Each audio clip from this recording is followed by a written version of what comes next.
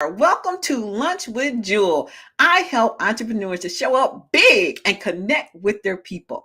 So today we are going to talk about sustainability, but from the perspective of adding to your team, building a team, and what do you as an entrepreneur need to not necessarily need to consider, but basically just a couple of views from the field because I'm kind of living this right now. And so on Lunch with Jewel, I'm not here to be your expert to tell you what to do. I'm here to be your, kind of your partner out here doing the do and helping to share information that I've learned that's been helpful to me and hopefully it'll be helpful to you. So always feel free to comment below, to message me about any perspectives, any viewpoints, or anything that you found to be helpful, because this is a learning community, not someone who knows it all, right? So I am actually living this right now because we're looking for, we're working to build a team. And so I've had an interesting example from two different sides of the spectrum. So I thought I would come up here real briefly and share my experience and my thoughts with you.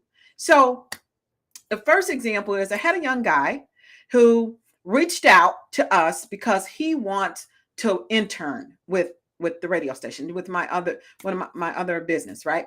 So and he's like, he name dropped. He said, "Oh, this is so and so, and this person, call her Susie Q, told me about your internship, and I'm just reaching out because I'm interested," right?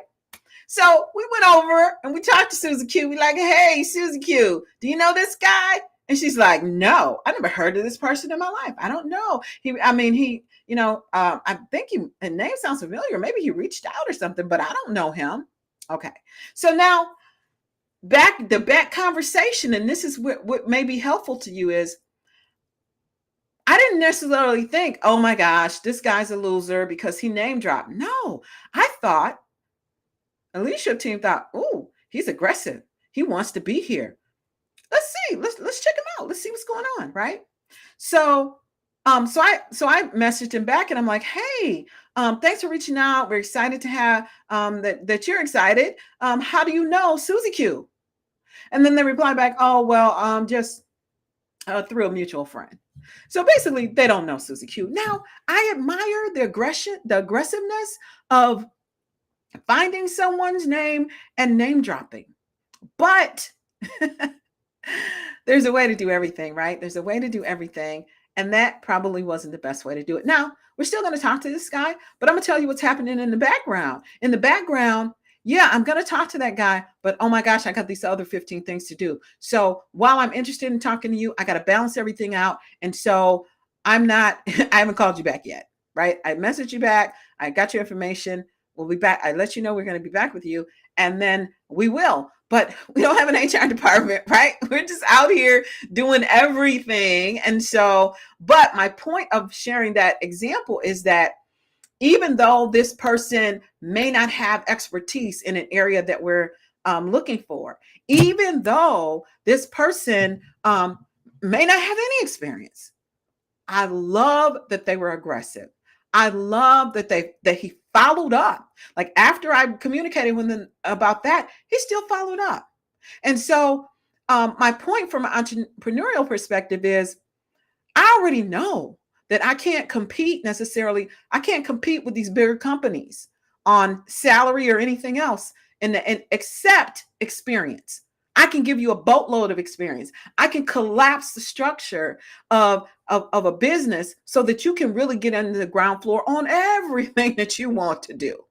But so I know that I'm not going to necessarily get the ideal candidate, but man, the ideal energy, the ideal attitude is very valuable. So as an entrepreneur, don't discount out that energetic kid that's eager and wants to work. Don't count them out. They just probably need a little coaching. I'll call that kid back and I'm going to follow up with him. And as long as I don't get any major red flags, I'm going to pull him in and say, "Come on, buddy, let's see what you got. Work on this thing over here." And I'll give him a little project here, a little project there, and just let him vet himself out, right? My other example, though, is when there's someone, and let me just qualify. I managed projects and programs for like almost 20 years. I can work with anyone on the planet. Okay. Bad attitude, whatever. I got you. Though I got one vice though. I just got one vice and one thing that really kind of sets me off. And that is this. I do not have a high tolerance level for a person who presents themselves as having a high level of qualification, but really has no substance. In other words, they talk the talk, but there's no substance. And I can't detect a single hint of interest in what we're doing. That is the one thing where I turn off and I turn into someone who is really not interested in talking to you. Like, I'm just letting you know up front. So I had this experience with a guy, and others were really excited about him, and he talked a good game about his experience. But then when I went, and here's a tip, when I went to check out social media, when I went to check out other things, I saw nothing. So based on the industry that this person told us that they were in, maybe if you're in construction, maybe I don't expect so much to see anything on social media. But in the area of expertise that this person said they were in, I had an expectation that they would have a presence on social media, even if it's not up to date. I can tell you right now, all my social media, I don't post every day, everywhere. The only place I come out every day is live for 10 to 15 minutes max. That's the only thing I'm committed to, but you'll find me, right? So that just really is not a good look. It's not acceptable. So here's a red flag for you as an entrepreneur. If someone looks too good to be true, they probably are, and you want to do some additional diligence.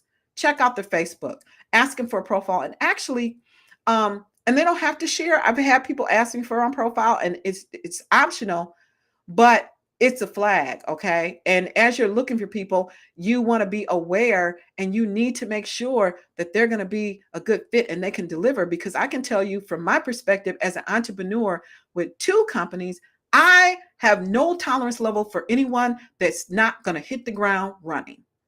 You might not run perfect. You might be a little jiggly on the sides. You might not even know what direction you're going in, but you're willing to do some work. I can work with you.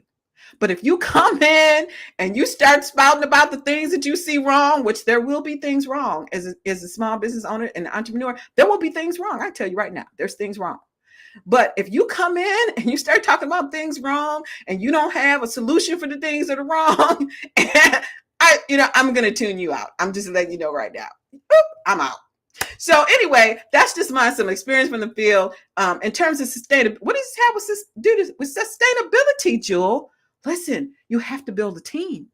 You have to have people to help you. You can't scale all alone. I mean, I work with marketing automation. I help you scale to a point beyond what you could do on your own, for sure. But at some point, as you're building up, you're going to have a team to support you. And so the importance of having the right people cannot be undervalued.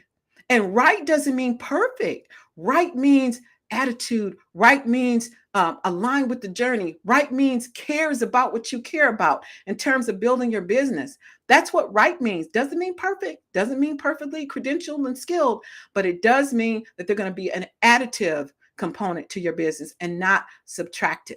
Okay. So anyway, I hope that was helpful for you. If it's helpful, then definitely share the video, comment below, send me a message. I answer all messages, and I'm happy to share with you, to brainstorm with you. And I'll check you out next time on Lunch with Jewel. Bye for now.